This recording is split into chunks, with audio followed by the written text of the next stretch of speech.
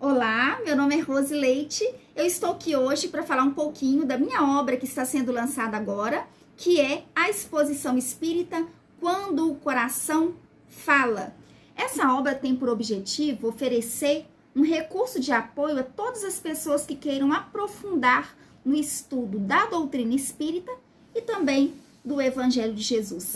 Essa obra, ela oferece principalmente nos 3 primeiros capítulos um conteúdo extremamente importante para que a pessoa se sinta segura. Como que se faz uma saudação, como estrutura uma palestra com introdução, com desenvolvimento, com conclusão, de forma a mesclar o conteúdo doutrinário com o conteúdo evangélico, de forma a tratar sobre a ciência, a filosofia e a religião, de aquele caráter de instigar, de propor reflexões, de aprofundamento das ideias, de sair da superfície. Ou seja, a exposição espírita em si, ela precisa ser uma exposição que de fato venha a mostrar a grandeza que é o ensino coletivo dos espíritos superiores e o Evangelho de Jesus, que é um componente atemporal de um valor imenso para a nossa vida. No primeiro capítulo, nós temos a diferença entre oratória e exposição espírita. Logo depois, nós temos os objetivos principais de uma exposição espírita. Quem pode ser expositor? Quais são os pré-requisitos e os pontos a serem observados para não incorrermos em erros? Será que existe uma possibilidade de perder o medo de falar em público? Temos também um estudo metódico. Como estudar de forma sistemática? Uma leitura com qualidade, uso de dicionário, enciclopédia, temas, resumo. Trataremos também sobre a biblioteca espírita. A relação das obras de Allan Kardec, as 9 obras e mais as 12 revistas espíritas, que muita gente desconhece, as melhores traduções bíblicas e, segundo Emmanuel, qual a melhor tradução do Evangelho a que nós devemos nos atentar.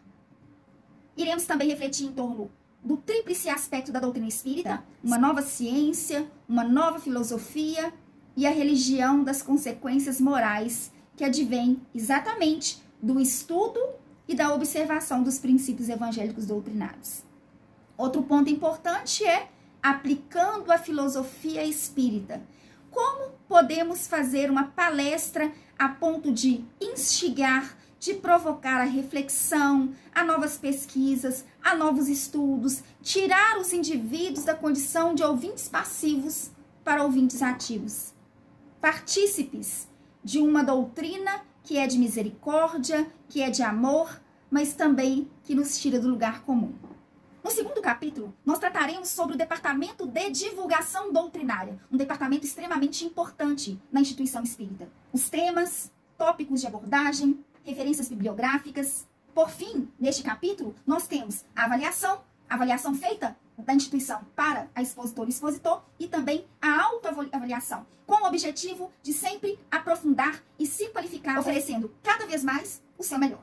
Já no terceiro capítulo, nós iremos tratar sobre a melhor forma de se compreender, memorizar, refletir e captar a mensagem central de um texto, de um conto, de uma parábola, de uma passagem.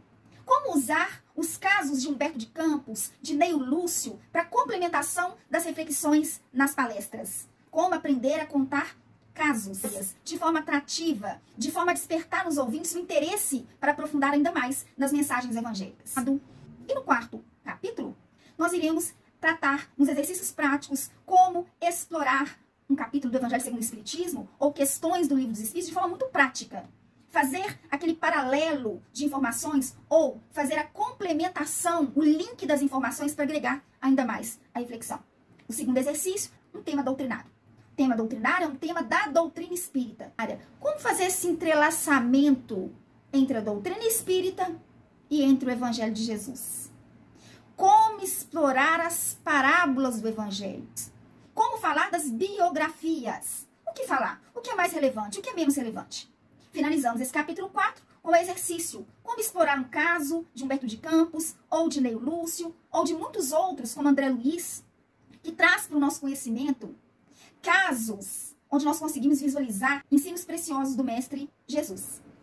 No quinto capítulo da obra, que eu considero como o capítulo mais importante, iniciando esse capítulo 5, nós temos toda a relação dos 15 princípios fundamentais da doutrina espírita, a relação de cada princípio, o resumo e as explicações de cada princípio fundamental da doutrina espírita. E detalhe, sempre com as questões do Livro dos Espíritos, a relação de questões do Livro dos Espíritos e também as passagens do Evangelho que estão linkadas com esses 15 princípios fundamentais da doutrina espírita.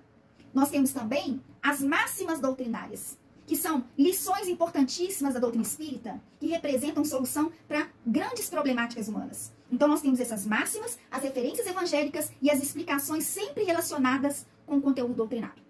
Também as 10 leis morais do Livro dos Espíritos, todas elas relatadas com o resumo e as explicações. As lições do Livro dos Espíritos e também as referências evangélicas que venham agregar a essas informações preciosas que o professor Allan Kardec estruturou como sendo as leis naturais, as leis divinas. Um outro ponto importantíssimo é a valorização das escrituras hebraicas. O Primeiro Testamento, preferimos nos referir assim, não como o Antigo Testamento, que muita gente visualiza como sendo algo ultrapassado, mas como o Primeiro Testamento.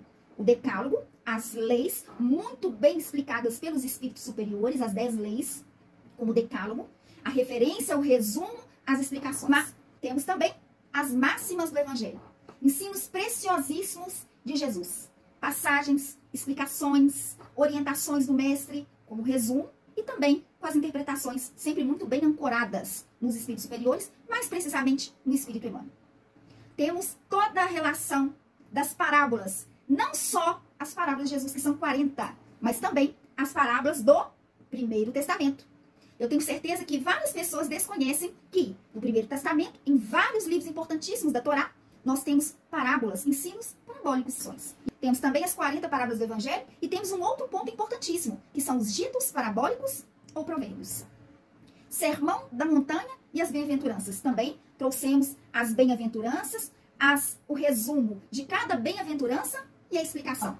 Também exploramos o sermão do cenáculo, passagens e explicações, o sermão profético, passagens e explicações, e fechamos a obra com indicação de algumas obras que são importantíssimas. Para muito além de falar para intelecto, o mais importante é a gente sentir tanto o Evangelho de Jesus quanto a doutrina espírita a ponto de que a nossa palavra saia revestida por muito amor.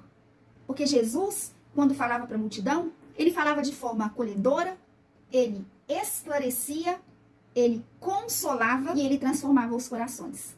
Vinde a mim, todos vós que estáis cansados e aflitos, e eu vos aliviarei. Aqueles que quiserem adquirir um exemplar, é só entrar em contato com esse telefone que se encontra aqui embaixo, pelo WhatsApp, que é o telefone da Sociedade Espírita Allan Kardec e também do Projeto Espírita Religare. Basta encaminhar o comprovante com o nome completo e o endereço completo que vocês conseguirão fazer a aquisição de uma forma muito simples, segura e tranquila. Muito obrigada pela atenção, que Jesus seja sempre a nossa maior inspiração.